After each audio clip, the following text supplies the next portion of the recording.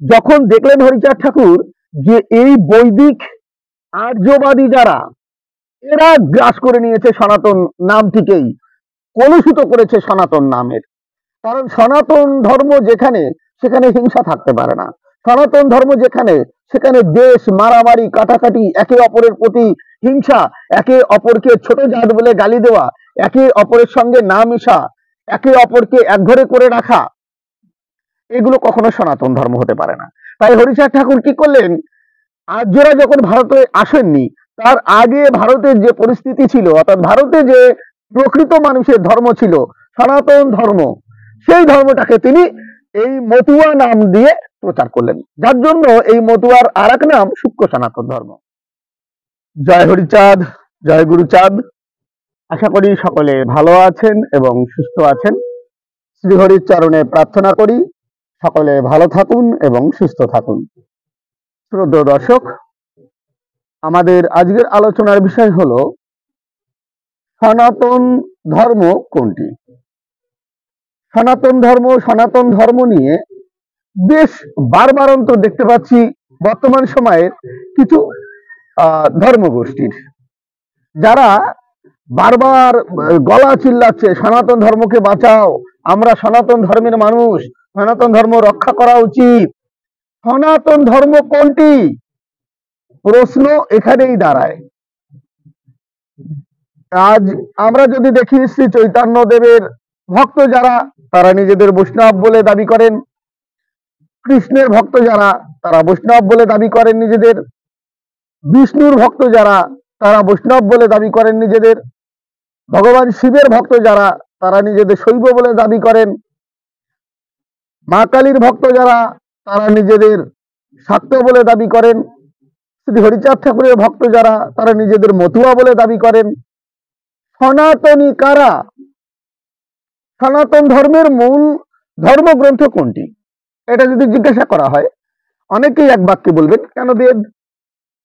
কিন্তু তাদের অজ্ঞতার কারণে আমাকে এখানে বলতে হচ্ছে, বেদ হচ্ছে বৈদিক ধর্মের মূল ধর্মগ্রন্থ, সনাতন ধর্মের নয়। সনাতন ধর্ম কথাটি মানে কি? সনাতন মানেই হচ্ছে চির নবীন, অর্থাৎ পূর্বে যেমন ছিল বর্তমানে ঠিক তেমন আছে, ভবিষ্যতে ঠিক তেমনটি থাকবে, এরই নাম হচ্ছে সনাতন, যা অপরিবর্তিত। এখন যদি এই বৈদিক ধর্মের ছত্র ছায়ায় থাকা যে হিন্দুগুলো, যারা নিজেদের সনাতনী সনাতনী বলে বারবার দাবি করছে, গলা ফাটাচ্ছে আমরা সনাতনী আমরা সনাতনী, তারা হয়তো সনাতন কথাটির মূল তাৎপর্যই বোঝে না। সনাতন কথাটির অর্থই হচ্ছে যে পূর্বে যেমনটি ছিল বর্তমানে যা আছে এবং ভবিষ্যতে যা থাকবে এবং চির নবীন, সেই হচ্ছে চির শাশ্বত, যেটি সেটি হচ্ছে সনাতন। সেই সনাতন ধর্মের মূল শাস্ত্র গ্রন্থ কোনটি এরা জানে না।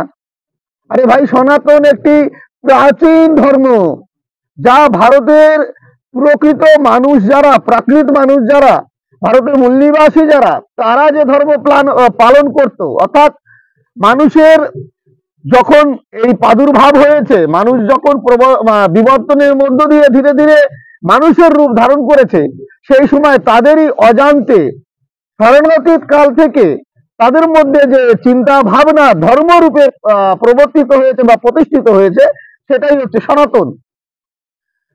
যেমন প্রকৃতির পূজা করা, কেউ গাছের পুজো করতো, কেউ গরুর পুজো করতো, কেউ পাহাড়ের পুজো করতো, বিভিন্ন রকম এই যে আনুষ্ঠান ক্রিয়াগুলো প্রকৃত মানুষের যে ধর্ম, যেখানে জাতাজাতি ছিল না, যেখানে ধর্ম নিয়ে একে অপরের প্রতি হিংসা ছিল না, আমার অবতারবাদ শ্রেষ্ঠ, অমুকের অবতার শ্রেষ্ঠ, অর্থাৎ অবতারবাদ ছিল না, যে জায়গাটা প্রত্যেকটা মানুষ সৌভ্রাতৃত্ববোধে একে অপরের পাশে ছিল, সেইটাকেই বলা হতো সনাতন। আর এই যে হিন্দুগুলো, অর্থাৎ বৈদিক ধর্মের মানুষ যারা, বেদ থেকে যে ধর্ম সৃষ্টি হয়েছে তাকে বৈদিক ধর্ম বলা হয়। আর এই কি কারা সৃষ্টি করেছে? এটি করেছে আর্যরা। আর আর্যরা আপনারা বহিরাগত, এটা আপনারা প্রত্যেকে জানেন। আর্যরা আজ থেকে 3500 বছর আগে ভারতবর্ষে এসেছে। এখন তাদের তৈরি ধর্ম যদি সনাতন ধর্ম হয়, তাহলে এই ভারতবর্ষে যারা 3500 বছর পূর্বে, অর্থাৎ ভারতীয় মূল নিবাসীরা যে ধর্ম চালনা করতেন বা পালন করতেন, সেই ধর্মের নাম কি হবে? মূলত ভারতের যে কৌম ধর্ম, অর্থাৎ লোকায়িত যে ধর্মগুলো, তারই নাম বলা হতো সনাতন ধর্ম। আর্যরা যখন আমাদের ভারতে এসেছে, তখন এসে তারা ভারতের মানুষকে বিভিন্ন সময়ে ধীরে ধীরে ধীরে ধীরে বসবাস করে তাদের যে ধর্ম, সেটা প্রতিষ্ঠার জন্য বিভিন্ন জায়গায় বিভিন্ন অত্যাচার, বিভিন্ন মারামারি, রাজনৈতিক কারণ, রাজনৈতিক গেম, একে অপরকে পরাজিত করে শেষে এসে পুষ্যমিত্র সিংহের হাত ধরে বৈদিক ধর্ম প্রতিষ্ঠিত হয় ভারতবর্ষের বিভিন্ন প্রান্তে। এটি আপনারা প্রত্যেকে জানেন। আর পুষ্যমিত্র সিংহ কবে করেছিলেন? জয়দ্রথকে হত্যা করে, অর্থাৎ খ্রিস্টপূর্ব দ্বিতীয় শতাব্দীর মাঝামাঝিতে এসে জয়দ্রথকে হত্যা করে পুষ্যমিত্র সিংহ তিনি এই শুঙ্গ বংশ প্রতিষ্ঠা করেন।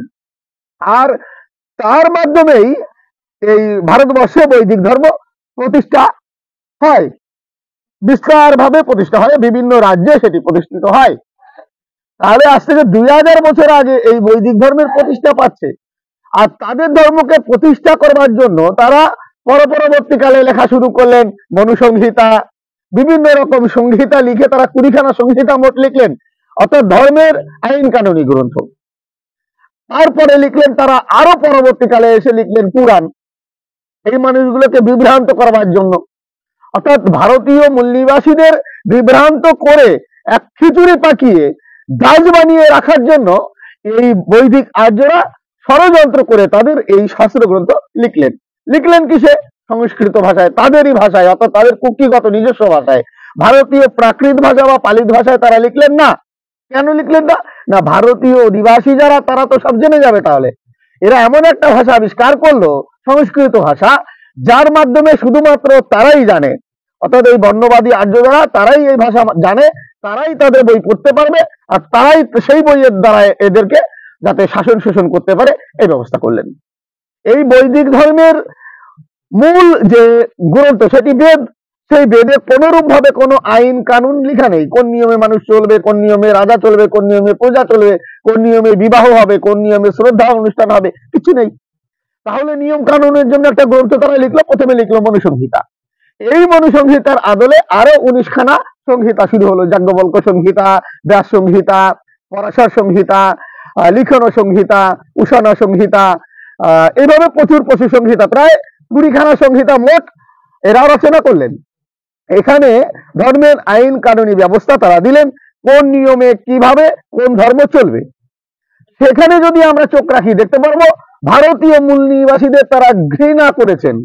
শুধু ঘৃণা নয়, এমন ঘৃণা করেছেন, বলা হচ্ছে যে এই অস্পৃশ্য ভারতীয় মূল নিবাসীদের তারা অস্পৃশ্য বানিয়েছে। এই অস্পৃশ্যরা যদি কোনো বেদ পাঠ কখনো শ্রবণ করে থাকেন, দূর থেকেও যদি শ্রবণ করে, তবে তার কানে সীসা গরম করে ঢেলে দিতে হবে। আর একটা মানুষের কানে যদি সীসা গরম করে ঢেলে বন্ধ করে দেওয়া হয়, বা জোধাতু গরম করে কানে ঢেলে দেওয়া হয়, তাহলে তো সে মানুষটি মারা যাবে। অর্থাৎ তাদের ধর্মগ্রন্থের আলোচনা যদি কোনো ভারতীয় মূল নিবাসী অর্থাৎ অস্পৃশ্য মানুষ যারা, তারা যদি শুনে ফেলে, আর যারা ভারতীয় মূল নিবাসীদের অস্পৃশ্য বলে ঘোষণা করলেন, এরা যদি শুনে ফেলে, তাহলে এদের কানে গরম সীসা বা গরম ধাতু গরম করে ঢালতে হবে। এটা হচ্ছে তাদের বিধান। অর্থাৎ হানাহানি, কাটাকাটি, মারামারি তাদের শাস্ত্র গ্রন্থে ভর্তি। আর তাদের যত ভগবানরা সব গড়াই হচ্ছে কোনো না কোনো অস্ত্র ধারণ করে আছে, কোনোটা চক্র, কোনোটা গদা, কোনোটা তরোয়াল, কোনোটা আবার খড়গ, কোনোটা আবার ত্রিশূল। মানে অস্ত্র ছাড়া কোনো ভগবান নেই। ভগবান যিনি হবেন তিনি হবেন প্রেমের ভগবান, তাকে দেখে সবাই আকৃষ্ট হবে। অথচ ভগবানকে দেখে সবার ভয় লাগে, যে বাবা হাতে এত বড় বড় অস্ত্র হাতে কেন? এই ভয়তে সবাই দাসত্ব করা শুরু করলো। তাদের ভগবান মানেই হচ্ছে ভয় দেখানো ভগবান। যাই হোক, আমাদের বিষয় আজ সেটি নয়। বিষয় হচ্ছে সনাতন ধর্ম কোনটি।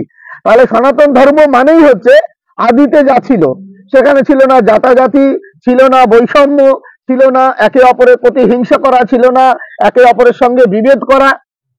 সকলে একসাথে মিশে প্রকৃতির সঙ্গে থেকে প্রকৃতির পুজো করাকেই বলা হতো সনাতন ধর্ম। আর সেই সনাতন নামটি তারা হাইজাক করলেন, অর্থাৎ চুরি করলেন এই বৈদিক ধর্মের মানুষগুলো। এবং তার পরবর্তীকালে আমরা দেখব যে, এবার আমরা একটু ইতিহাসটা দেখে নিই। একটু ইতিহাসে যদি আমরা চোখ রাখি, তাহলে আমরা দেখতে পাবো একটা ঐতিহাসিক বই, ভারতীয় অভিলেখ ও প্রত্নলিপি। এই বইতে যদি আমরা চোখ রাখি তো সেখানে আমরা দেখতে পারি সেখানে 3 পৃষ্ঠা এবং 4 পৃষ্ঠায় লেখা রয়েছে, উল্লেখ রয়েছে যে খ্রিস্টপূর্ব 3য় শতকে যে লেখালেখিগুলো হতো, সম্রাট অশোক যে শিলালেখগুলো লিখেছেন সেগুলো সবই হচ্ছে পালিতে এবং প্রাকৃত ভাষায় লেখা ব্রাহ্মী লিপিতে।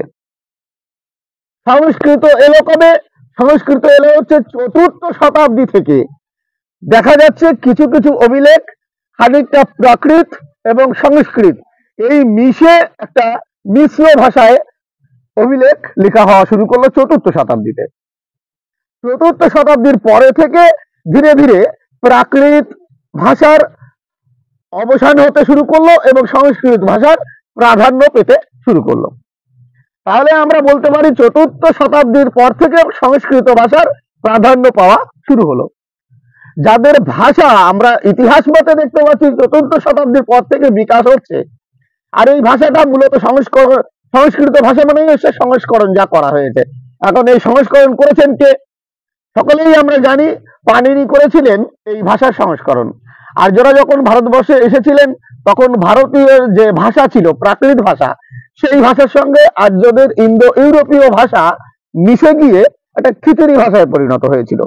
সেই ভাষাটার থেকে লিখিত ভাষায় সুন্দরভাবে ব্যাকরণগতভাবে গঠন করেন হচ্ছে পাণিনি। এই সংস্করণ করেন বলে এই ভাষাটির নামকরণ করা হয় সংস্কৃত ভাষা। আর এই ভাষাটা পাণিনি কবেকার লোক যদি আমরা এটা দেখি তবে বোঝা যাবে যে পাণিনি হচ্ছে খ্রিস্টপূর্ব 5ম শতাব্দীর লোক। এই নিয়ে ইতিহাসে যদিও বিরোধ রয়েছে, কেউ বলেন মাত্র 5ম শতাব্দীর লোক, অর্থাৎ আজ থেকে 1500 বছর আগের লোক পাণিনি। আমরা যদি সেই যেটাই বেশি ডেট তারিখ দিচ্ছে খ্রিস্টপূর্ব 5ম শতাব্দী বলছে, আমরা যদি সেটিও ধরে নিই তবে আমরা দেখতে পারবো যে এই সংস্কৃত ভাষার জন্ম খ্রিস্টপূর্ব 5ম শতাব্দীতে, অর্থাৎ 2500 বছর আগে সংস্কৃত ভাষার জন্ম। যে ভাষার জন্ম আজ থেকে 2500 বছর আগে, সেই ভাষার গ্রন্থ আদি লক্ষ লক্ষ বছর আগে লেখে কি করে? আর এরা এইটাকেই বা সনাতনের ভাষা বলে কি করে? অথচ ভারতের যে প্রাকৃত ভাষা সেটি ছিল হচ্ছে আদি থেকে মানুষের ভাষা হিসাবে, প্রকৃত মানুষের ভাষা। বিভিন্ন অঞ্চলে বিভিন্ন রকম ভাষার একটু তাৎপর্য ছিল অঞ্চলিক ভেদে, কিন্তু সমস্ত ভাষাগুলোকে প্রাকৃত ভাষা বলা হতো, প্রকৃতি থেকে গঠিত যে ভাষা। তাহলে সংস্কৃত মাত্র 2500 বছর আগে। এইবার সংস্কৃত লেখা যে সমস্ত গ্রন্থ আদি আমরা দেখতে পাচ্ছি দেবনাগরী লিপিতে, এই দেবনাগরী লিপি এসে হচ্ছে এই 9ম শতাব্দীতে গঠন হয়েছে, যেটি কুটিল লিপি থেকে দেবনাগরী লিপির উদ্ভব হয়েছে। এই 9ম শতাব্দী থেকে 11দশ শতাব্দী পর্যন্ত সময় লেগেছে এই নাগরী লিপির গঠন হতে। তাহলে 11দশ শতাব্দীতে যদি পুরো মাত্রায় গঠন হয়ে যায় তাহলে তো সবাই একসাথে শিখতে পারেনি এই লিপি। এই লিপির ব্যবহার শিখতে অন্তত আরো 200-250 বছর সময় লেগেছে। তাহলে আমরা দেখব 13দশ শতাব্দী বা 14দশ শতাব্দীতে এসে সংস্কৃত বহুল প্রচার হচ্ছে, সংস্কৃত লেখার প্রচার হচ্ছে। তাহলে সেটি যদি হয় আজ থেকে 700 বছর আগে, 600 বছর আগে আমরা এই সংস্কৃত লেখার প্রেক্ষাপট পাচ্ছি, তার যে ভাষা পাচ্ছি, অর্থাৎ তার যে লিপি সেটি আমরা পাচ্ছি আজ থেকে 600-700 বছর আগে। তাহলে তাদের লেখা যে সংস্কৃত যে গ্রন্থগুলো সেটি কত প্রাচীন হতে পারে এটা আপনারা ভাববেন। আর এদের এই লেখা গ্রন্থ দিয়ে এরা সনাতন সনাতন বলে লাফালাফি করে। বিশেষ করে আর্য সমাজীদের মহর্ষি দয়ানন্দ সরস্বতীর প্রবর্তিত একটি মত, সেটি হচ্ছে আর্য সমাজ। তারা মানুষকে বিভ্রান্ত করে ইতিহাসের পথ থেকে সরিয়ে এনে শুধুমাত্র মিথ্যাচার করে চলে এবং বেদে সর্বশ্রেষ্ঠ সর্বসার বলে প্রচার করে। এবং বেদ যখন সর্বসার, সবকিছুর থেকে শেষ হতে ভাই বেদে নিয়ম কানুন কোথায় আছে এটি তারা দেখাতে পারে না, তখনই যায় মনুসংহিতায়। এবার মনুসংহিতায় যে জায়গাগুলোতে বলা হয়েছে যে শূদ্র আদি অন্তর্জ জাতির মানুষ এরা যদি কখনো বেদ পাঠ শ্রবণ করে থাকে এদের কানে সীসা গরম করে ঢালবে। শূদ্র আদি অন্তর্জ জাতির মানুষের বেদ পাঠ আদি বৈদিক ধর্মের কোনো অধিকার নেই। এই জায়গাগুলো যখন তারা দেখছে তখন দেখছে তো মহাবিপদে পড়ে যাচ্ছি, আমাদের ধর্ম তো প্রচার করা যাবে না। তখন তারা কি করলেন, এই মনুসংহিতা থেকে কিছু কথাবার্তা কেটে নিয়ে তারা লিখলেন বিশুদ্ধ মনুসংহিতা। এবারে বিশুদ্ধ মনুসংহিতায় যা আছে তাতেই ওরা কাজ। এবার করবে কি, এবার যখন আর যুক্তির দ্বারায় পারে না তখন করে কিন্তু গালাগালি। একটাই রাস্তা ওদের খোলা থাকে, গালাগালি গালাগালি এবং গালাগালি। পড়াশোনা করবে না, পড়ে দেখবে না, ইতিহাস ঘাটবে না, গালাগালি করতে কিন্তু একেবারে এক নম্বরে পটু কিন্তু এরা। আজ যুক্তির জাল যখনই আমরা আরো বেশি ভাবে বিস্তার করব, তখন এদের যে বৈদিক ধর্ম সেটি আর থেকে না। তবে সনাতন ধর্ম গেল কোথায়? আমরা বুঝলাম বৈদিক যে ধর্ম, অভিনব ধর্ম, আর যারা এসেছে আজ থেকে ৩৫০০ বছর আগে, তারা এসে এই বৈদিক ধর্ম প্রচার করে আমাদের সনাতন নামটি চুরি করে নিয়েছে, নিয়ে তাদের মধ্যে হানাহানি কাটাকাটি সমস্ত কিছু হিংসা দেশ তাদের গ্রন্থের মধ্যে তারা লিখেছে, আর তারই নাম দিয়েছে তারা সনাতন। কিন্তু সেই সনাতন ধর্মটি গেল কোথায়? প্রকৃতিতে আদিতে যে ধর্ম ছিল, সনাতন ধর্ম ছিল, সেটি গেল কোথায়? হারিয়ে গেছে কি? না, হারিয়ে যায়নি। বিভিন্ন গোষ্ঠীর কাছে এটি এখনো পর্যন্ত লুকায়িত ভাবে রয়েছে। তার মধ্যে থেকে বিশেষভাবে শ্রী শ্রী হরিচাঁদ ঠাকুর, তিনি এই ধর্মটাকে, এই যে সনাতন ধর্ম, আদিতে যে সনাতন ধর্ম ছিল, সেটি এই বৈদিক ধর্মের মধ্যে থেকেও সেই সনাতন ধর্মটাকে তিনি বিস্তার করলেন, তিনি প্রকাশ করলেন। এবং তিনি বললেন যে এই যে গৃহস্থ আশ্রম, এই গৃহস্থ আশ্রমই হচ্ছে শ্রেষ্ঠ আশ্রম, এটি হচ্ছে শ্রেষ্ঠতম। এই গৃহ থেকে যার ভাবের উদয় হবে সেই পরম সাধু। শ্রীহরি লীলামৃতের পাতায় লেখা রয়েছে যে সূক্ষ্ম সনাতন ধর্ম হরিচাঁদ ঠাকুর জীবের জন্য দিয়েছেন। তাহলে সূক্ষ্ম সনাতন কথাটি এখানে ব্যবহার করা হলো কেন? কারণ হচ্ছে সনাতন কথাটি তো তারা হাইজ্যাক করে নিয়েছে বৈদিকবাদীরা, তাই এখানে সূক্ষ্ম কথাটি জুড়ে দিলেন। অর্থাৎ আদিতে যেমন জাতিপাতি ছিল না, আদিতে যেমন ব্রাহ্মণ দিয়ে শ্রাদ্ধ কর্ম আদি পূজা অর্চনা করানো হতো না, আদিতে যেমন একে অপরের প্রতি হিংসা না করে সকলে সৌভ্রাতৃত্ব বোধে এক ছত্র ছায়ার তলে থাকতো, একে অপরের সঙ্গে সৌভ্রাতৃত্ব বোধে মিশে থাকতো, ঠিক তদরূপ ভাবে মতুয়া ধর্মকেও কিন্তু সেইভাবে প্রচার করলেন শ্রী শ্রী হরিচাঁদ ঠাকুর। সনাতন ধর্মটাকে যখন দেখলেন হরিচাঁদ ঠাকুর যে এই বৈদিক আর্যবাদী যারা, এরা গ্রাস করে নিয়েছে সনাতন নামটিকেই, কলুষিত করেছে সনাতন নামের। কারণ সনাতন ধর্ম যেখানে, সেখানে হিংসা থাকতে পারে না। সনাতন ধর্ম যেখানে, সেখানে দেশ মারামারি কাটাকাটি, একে অপরের প্রতি হিংসা, একে অপরকে ছোট জাত বলে গালি দেওয়া, একে অপরের সঙ্গে না মিশা, একে অপরকে একঘরে করে রাখা, এগুলো কখনো সনাতন ধর্ম হতে পারে না। তাই হরিচাঁদ ঠাকুর কি করলেন, আর্যরা যখন ভারতে আসেননি, তার আগে ভারতের যে পরিস্থিতি ছিল, অর্থাৎ ভারতে যে প্রকৃত মানুষের ধর্ম ছিল সনাতন ধর্ম, সেই ধর্মটাকে তিনি এই মতুয়া নাম দিয়ে প্রচার করলেন, যার জন্য এই মতুয়ার আর এক নাম সূক্ষ্ম সনাতন ধর্ম। তিনি কি করলেন, এই মতুয়া ধর্মের মধ্যে ব্রাহ্মণ্যবাদ বর্জন করলেন, অর্থাৎ জাতাজাতি কল নেই, ব্রাহ্মণ দিয়ে পুজো নেই, বৈদিক ক্রিয়া নেই, ব্রাহ্মণ দিয়ে শ্রদ্ধা আদি করা অর্থাৎ শ্রাদ্ধ করা নেই। মানুষ একে অপরের পাশে সৌভ্রাতৃত্ব বোধে বসে যাতে থাকতে পারে সেই ব্যবস্থা করলেন। তিনি একটাই নাম দিলেন, হরি নাম। অন্য তন্ত্র মন্ত্র ইনি সমস্ত বাদ দিয়ে দিলেন। এই যে হরি, হরি কথাটি কিন্তু বৈদিক ধর্মের নয়। বৈদিক ধর্মরা যেমন সনাতন নামটি হাইজ্যাক করেছে, তেমন হরি শব্দটিও তারা হাইজ্যাক করেছে। আমি কখনো আলোচনা করে আপনাদের মীমাংসা দেব যে হরি কথাটি কোথা থেকে এসেছে আর এটি বৈদিক ঘরানার নয় কেন। যেহেতু সে বিষয় নয় বলে আজ আমি স্কিপ করে যাচ্ছি। মূলত আমরা দেখতে পারবো যে আদিতে যে সনাতন ধর্ম ছিল সেটি একমাত্র মতুয়া ধর্মের মধ্যেই দেখা যাচ্ছে। সূক্ষ্ম আকারে সেই সনাতন ধর্মটাকে দিলেন। এই যে মতুয়া ধর্ম বা সূক্ষ্ম সনাতন ধর্ম, এটি হচ্ছে সনাতন ধর্ম। বাকি যারা সনাতন ধর্ম রক্ষা করো, সনাতন ধর্ম বাঁচাও, আমরা সনাতনী, সনাতন আমাদের ধর্ম, অমুক অমুক বলে যারা চিল্লায়, এরা একদম অজ্ঞ, মূর্খ। এরা জানেই না ইতিহাস সম্পর্কে, যে এই যে ভারতের যে মূল ইতিহাস তাদের একদমই জানা নেই। আর তারা যে ইতিহাসের নামে যা পড়ছে, শুধুমাত্র তাদের ব্রেন ওয়াশ করবার জন্য কিছু আর্য সমাজের মানুষরা এই ভুল ভালো গ্রন্থ কিছু তাদের সামনে গোগরা আসে গিলাচ্ছে। আজ আমি এই ভিডিওটা করতে গেলাম, হঠাৎ করে আজ আমার কাছে একটা নোটিফিকেশন এলো একটা ওয়েবসাইটের। সেখানে দেখলাম সংস্কৃত সাহিত্যের ইতিহাস নামে তারা যে লেখাটি লিখেছে সেটি একদম সরাসরি মিথ্যা। তারা প্রমাণ দিচ্ছে যে সংস্কৃত ভাষায় সমস্ত ভাষার জননী, এই সংস্কৃত ভাষা থেকে সমস্ত ভাষা এসেছে। মানে এত বড় আশার গাল গল্প। সেখানে আমি কমেন্ট করে বেশ প্রায় 15 খানার উপরে রেফারেন্স সেখানে আমি দিয়ে দিয়েছি এবং তাদের সাইডে। তারপরে দিয়ে দেওয়ার পরে মোটামুটি মিনিট 20-25-এর মধ্যে দেখি রিপ্লাই এসছে, তারা সরি বলেছে, তাদের যে লেখাটা লিখেছে তার জন্য তারা ক্ষমা চেয়েছে। এর জন্য আর আমি এখানে দেখালাম না, হলে আমি সাইটটি দেখিয়ে দিতাম আপনাদের। যেহেতু ক্ষমা চেয়েছে, ক্ষমা চাইলে সেখানে আর কিছু বলার থাকে না, কারণ কি ক্ষমা করাই মতুয়াদের একমাত্র পদ বলে মনে করি আমি, এবং একমাত্র পন্থা বলে আমি মনে করি, কারণ ক্ষমা করাই হচ্ছে সাধুর লক্ষণ, সাধুতার লক্ষণ। যাই হোক, মূল কথা হচ্ছে যে পূর্বের যে সনাতন ধর্ম যদি আমরা নিতে চাই বা বুঝতে চাই, তাহলে আমাকে মতুয়া মতে আসতে হবে। মতুয়া মতে থেকে সমস্ত জাতপাত কুরীতি কুসংস্কার বর্জন করে আমাদের চলতে হবে। তবে কি অনেকে বলবে মতুয়ার মধ্যে কুসংস্কার নেই? আছে। হাজার হাজার বছর ধরে যারা শাসিত, শোষিত, অত্যাচারিত, বিভিন্ন কুসংস্কারের মধ্যে দিয়ে যাদের অতিবাহিত হতে হয়েছে, জীবন চালাতে হয়েছে, তাদের মধ্যে তো কিছু কিছু ক্ষেত্রে থেকেই যাবে। তাই সেগুলো পরিবর্তন করা, পরিমার্জন করা সকলের দায়িত্ব, আমার আপনার প্রত্যেকের। তাই আমরা সকলে চাইবো সুষ্ঠু সমাজ গঠন হোক, জাতপাত নিপাত যাক, ব্রাহ্মণ্যবাদ বিদূরিত হোক, আমরা সকলে সৌভ্রাতৃত্ববোধে একে অপরের পাশে হরিবোল বলে চলতে চাই। তো আজ এ পর্যন্ত। সকলে ভালো থাকবেন এবং সুস্থ থাকবেন। জয় হরিচাঁদ, জয় গুরুচাঁদ।